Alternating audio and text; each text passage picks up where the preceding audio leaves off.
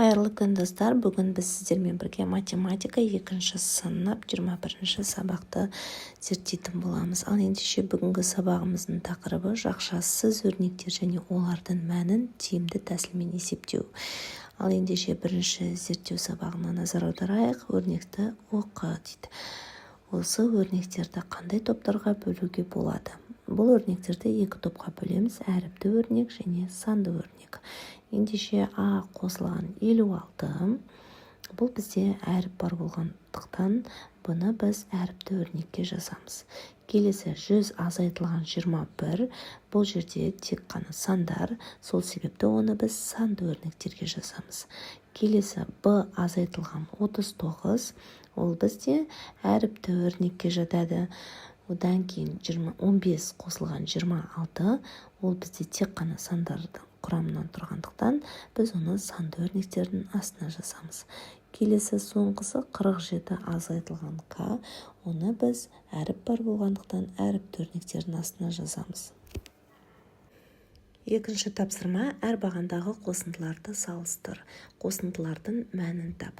Әр бағандағы қосындылардың мәндерін салыстыр, не байқадың, қорытынды жаса. Ендеше бірінші бағанға назар аударайық. 7 қосу 9 тең болады 16. Ал бұны енді керісінше жазып көрейік. 9 қосу 7 тең болады 16. Ал олай болса, қорытынды жасасақ, қосылғыштардың орны ауысқанымен қосындының мәні өзгермейді. Демек 16 тең 16. Екінші бағанға қараймыз. 40 қосылған 5 тең болады 45. 5 қосылған 40 тең болады 45. Демек бұл жерде де қосылғыштардың орындары ауысқанымен қосындының мәні өзгермейді. 45 тең 45. Үшінші бағанға қараймыз. 83 қосылған 7 тең болады 90. Керісінше жазып көрейік. 7 қосу 83 тең болады 90. Демек 90 тең 90. Соңғы төртінші баған. 56 қосу 38 тең болады 94. Керісінше жазып көрейік. 38 қосу 56 тең болады 94. Демек бұл жерде де 94 тең 94. Демек оқушылар, есімізге сақтап аламыз. Қосылғыштардың орындары ауысқанымен қосындының мәні өзгермейді. Үшінші тапсырмада қосудың ауыстырымдылық қасиетін қолданып есепте. Ең алдымен төменде берілген сұрақтарға жауап бере кетейік. Жақшасыз өрнектердегі амалдар қандай ретпен орындалады? Бұндай жағдайда өрнектің басынан бастап соңына қарай ретпен орындауға болады. Ал ендеше бірінші есепке назар аударайық. 28 қосу 40 қосылған 2. Енді бізге айтып тұр: ауыстырымдылық қасиетін пайдалан. Ауыстырымдылық қасиеті дегеніміз өрнекті тиімді жолмен шығарып ауыстырып орындайық. Демек 28-ге 2-ні қосқан бізге тиімдірек болады.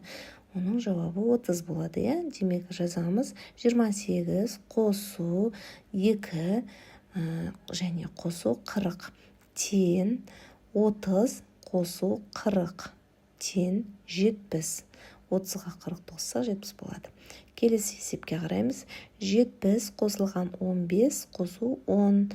Бұл жерде әрине 70-ге 10-ды қосқан тиімдірек болады. 70 қосылған 10 қосу 15 тең 80 қосылған 15 тең болады 95. Келесі 34 қосу 50 қосу 6. Бұл жерде біз 34-ке 6-ны қосқан тиімдірек болады. Ендеше жазамыз: 34 қосу 6 қосылған 50 тең 34-ке 6-ны қоссақ 40 болады. 40-қа 50-ді қосамыз, тең болады 90. Келесі есеп: 20 қосылған 64 қосу 10 тең, бізге тиімдірегі 20-ға 10-ды қоссақ тиімді болады. Демек жазамыз: 20 қосылған 10 қосылған 64 тең, жаңағы 20-ға 10-ды қоссақ 30, оған қосамыз 64-ті, тең 94 болады жауабы. Төртінші тапсырма: теңдеулерді шеш. Ең бірінші теңдеуде 28 азайтылған x тең болады 13. X-ті табу үшін біз x тең 28 азайтылған 13 деп жазамыз. X-тің мәні 15-ге тең болады. Демек, тексереміз. 28 азайтылған x-тің орнына 15-ті жазамыз. x-тің мәні шыққан тең болады 13. Демек, x-ның екі жағы да жаңағы 13-ке тең болып тұр. Сол себепті 13 тең 13. Келесі теңдеу 18 қосылған x тең болады 45. X-ті табу үшін 45-тен 18-ті азайтамыз.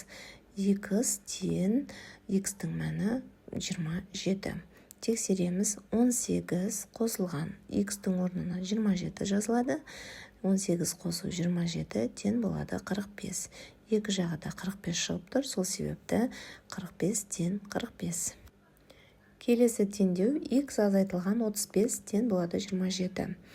X-ті табамыз. X-тен 27 қосу 35. X-тің мәні 62 болады. Тексереміз. 62 азайту 35 тең болады 27. Екі жағы да тең 27 тең 27. Бесінші тапсырма сөз есеп.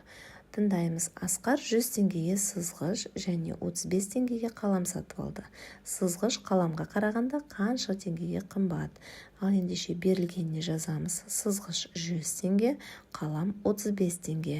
Сызғыш қаламға қарағанда неше теңгеге қымбат екен жақша сыртына сұрақ белгісін қойып қоямыз. Шешуі 100 азайту 35 тең болады 65. Жауабы 65 теңгеге қымбат. Ал енді осы есепке кері есеп құрастырамыз балалар. Олай болса, сызғыштың бағасы 100 теңге, ал қалам мен сызғыштың бағасы 135 теңге шықты. Сонда қаламның бағасы қанша теңге деп сұрақ қоямыз. Ал енді шешуінде қаламның бағасын табу үшін 135-тен сызғыштың бағасын азайтамыз 100 теңге. Демек, тең болады 35 теңге. Жауабы қаламның бағасы 35 теңге. Асқар қаламды 35 теңгеге сатып алды. 6-шы тапсырмада суреттегі диаграммаға қарап, неше оқушыға қандай ойын түрі ұнайтынын айтып бер. Ең бірінші ойын түрі шахмат, жасыл түспен белгіленген. Демек, жасыл сызық қай санға дейін жеткенін қараймыз. 6 санына сәйкес, демек, шахмат ойынын 6 оқушы ойнайды. Келесі рубрик текшесі қызыл сызық. Қызыл сызық бізде 4 санына сәйкес келіп тұр. Демек, рубрик текшесін 4 ойыншы ойнайды. Келесі дойбы көк сызық. Қараймыз. Көк сызық бізде 8 санына сәйкес келіп тұр. Демек, дойбыны 8 оқушы ойнайды. Келесі жұмбақ жасыру сары түсті. Ол бізде 10 санына сәйкес келіп тұр. Демек, жұмбақ жасыруды 10 оқушы ойнайды. Ал ендеше төмендегі сұраққа назар аударайық. Шахмат пен дойбы неше оқушыға ұнайды? Шахмат пен дойбы неше оқушыға ұнайтынын анықтау үшін біз 6-ға 8-ді қосамыз. Тең болады 14.